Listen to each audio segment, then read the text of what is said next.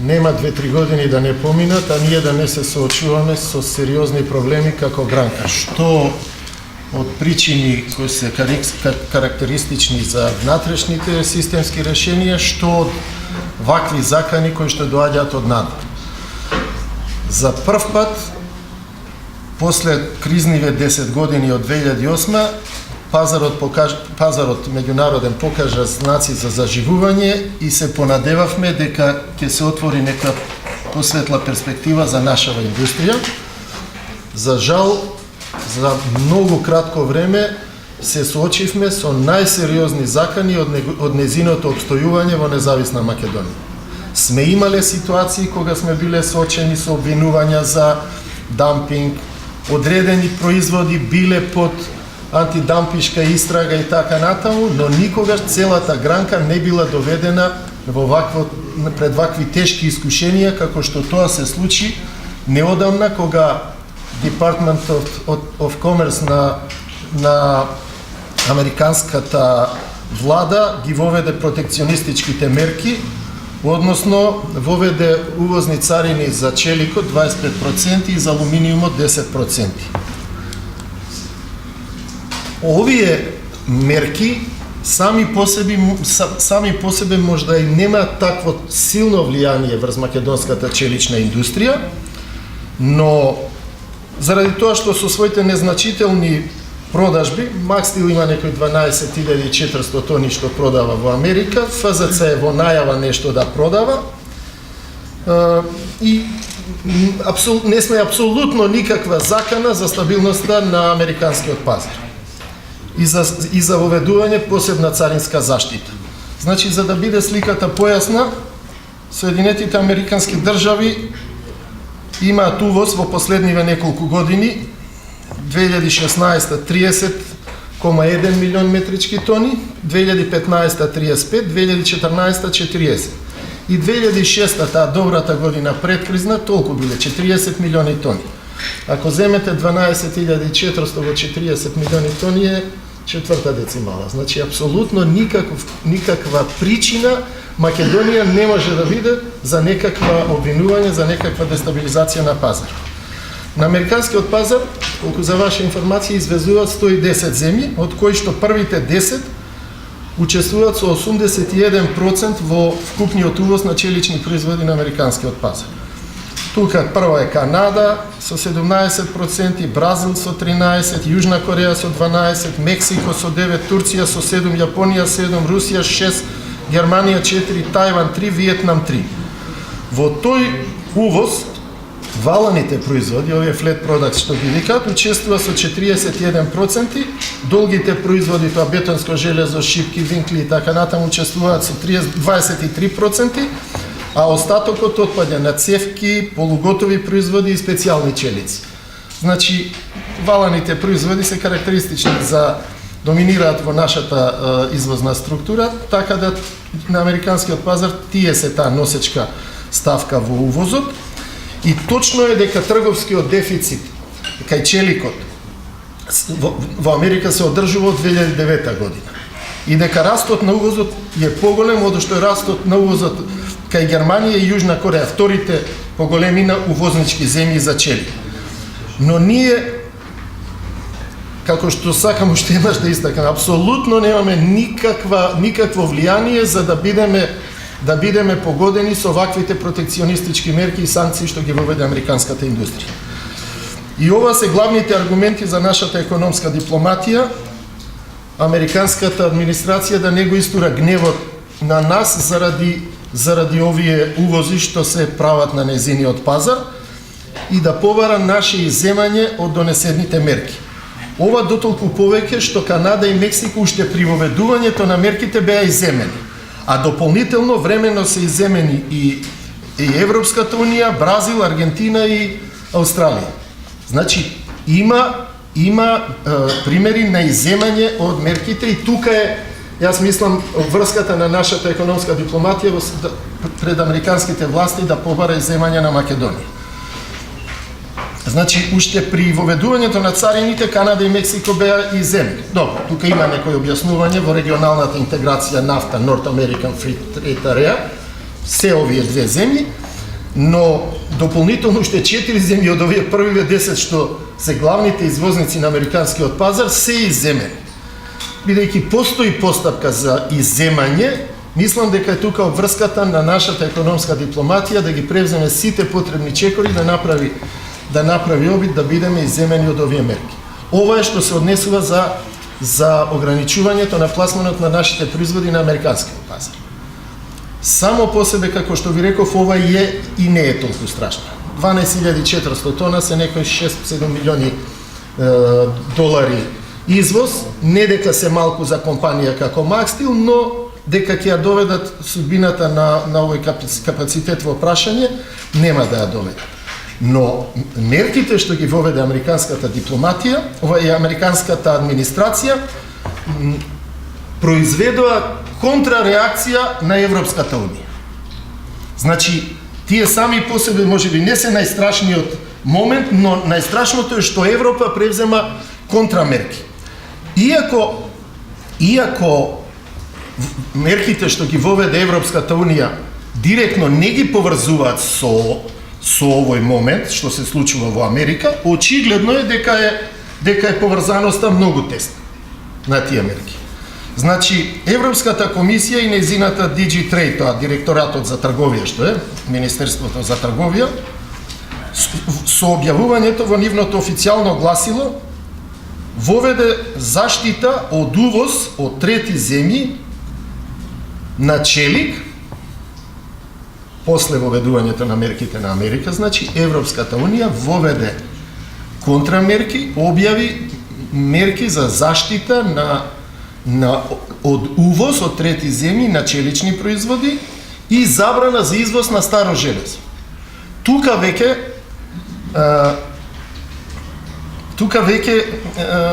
ситуацијата станува за нас крајно проблематична и тешка.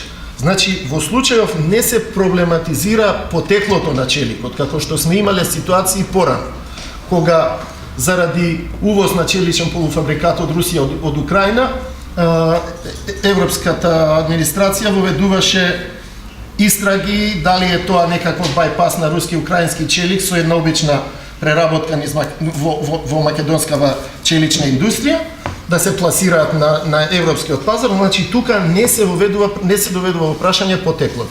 Ние имаме спогодба за асоциација и стабилизација со Европска унија, имаме протокол за челик. Во тој протокол се вели дека доколку челикот е произведен во Македонија, 2 тарифни броја. Значи она диагонална кумулација на потеклото. Значи ако и челикот и финалниот производ се произведени во Македонија, челикот има потекло македонско. И во тој случај не постојат ни количински ограничувања, ни царински давачки за македонскиот челик. Но овие мерки што сега се донесени не се однесуваат за ова. Овие мерки значат закана за македонската челична индустрија и сериозна закана и отварање на можност за ограничување на пласманот на нашите производи на европскиот пазар и за извоз на старо железо. Значи, и тука објаснувањето е растот на увозот на челик во Европската унија. Од 17,8 милиони метрички тони во 2013 на 29,3 милиони во 2017. Значи, овие мерки не ги донесува 2014, не ги донесува 2015, не ги донесува 2016, ги донесуваат сега кога американците воведуваат мерки. На тој начин, според нивните толкувања во гласилото, се загрозуваат интересите на нивните челични компании, се намалува нивниот пазарен удел и се намалува нивната профитабилност. И оттаму овие воведување или најава на мерки за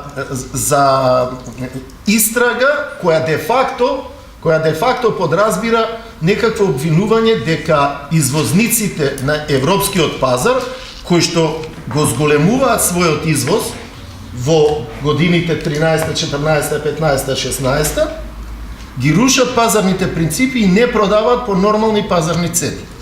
Што се однесува до македонскиот извоз на челични производи во Унијата. Макстил извезува 150.000 тони и тоа е некаде 65% од своите вкупни продажби. и на домашен и на странски пазар. ArcelorMittal во ладната валавница полуконти е затворена. Извезува 60.000 тони. Фабриката за цевки од Куманово 20.000 тони, IGM Trade од Кавадарци 106.000 тони и Дојран Стил 256.000 и Дојран Стил 70.000, вкупно 256.000 тони. Ако земеме 29 милиони и 300 дека е последната година увоз во Европската Унија, нашиве 256.000 се 0,87%. Повторно истата констатација дека ни на кој начин извозот на македонските челични производи во Унијата не представува фактор за дестабилизација на нивниот пазар. Со силна аргументација дека извозот на челични производи од Македонија се врши по нормални пазарни цени, нити по дампинг цени, нити на било кој начин друг нарушување на нормалните пазарни принципи.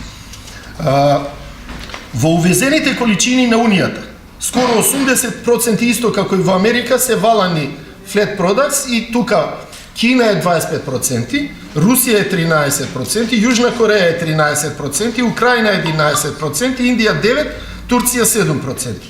20% во вкупните увезени количини се долгите производи, long product, од кои Турција 15%, Русија 15%, Украина 14%, Белорусија 13%, Кина 9%, и не знам на кое место, 0,87 сме ние малечката Македонија. Ама како вели она поговорката, кога се тепаат слоновите, бубачките што лазат по земја страдаат и ние сме веројатно тие што сме некаква жртва на ова ајде, да не биде претенциозно, трговска војна што сега се отвори во светот.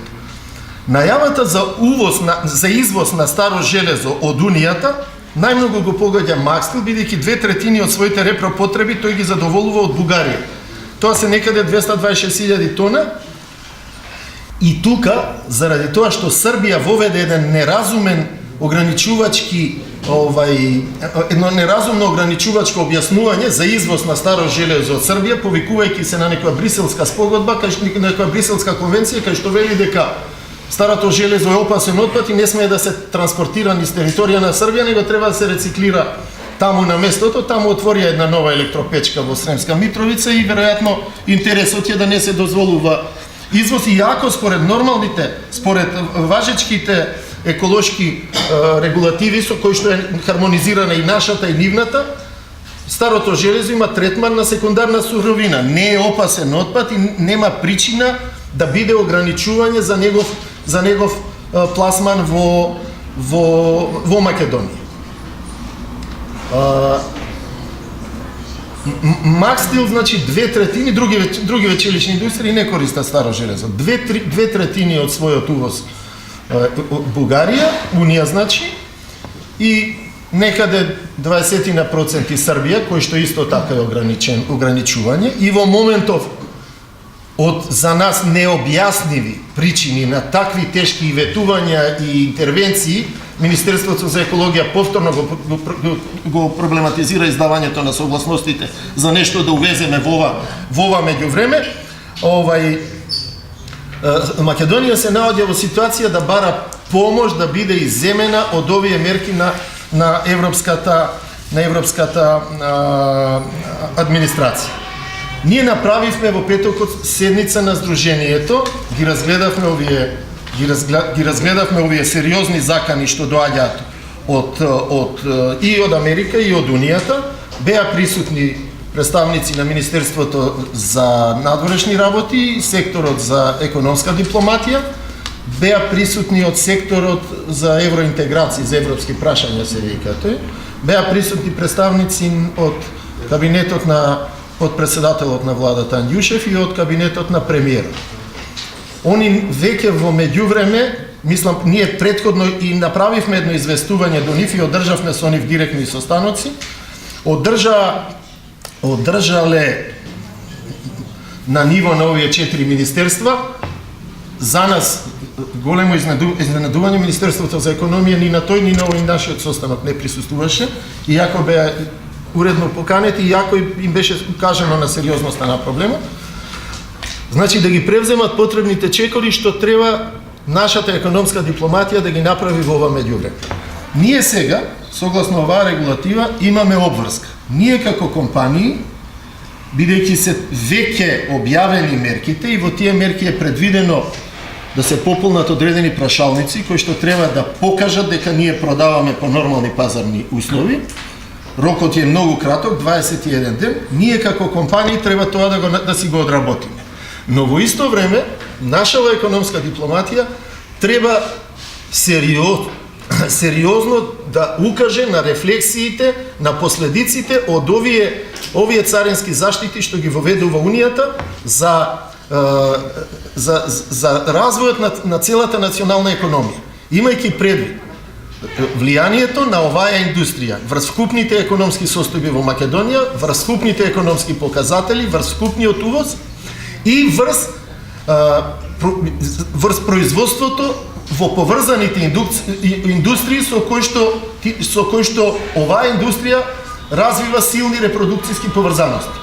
Значи, улогата на нашата економска дипломатија е токму ова, укажувајќи на тоа дека ние и историски, и географски, и на секаков друг начин припаѓаме на Европа и на тој европски пазар.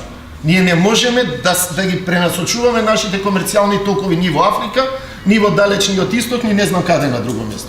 Значи, од секогаш Европа ни била крајното комерцијално одредиште и најголемо, од секогаш. И уште од социјалистичка Југославија и во денешна Македонија.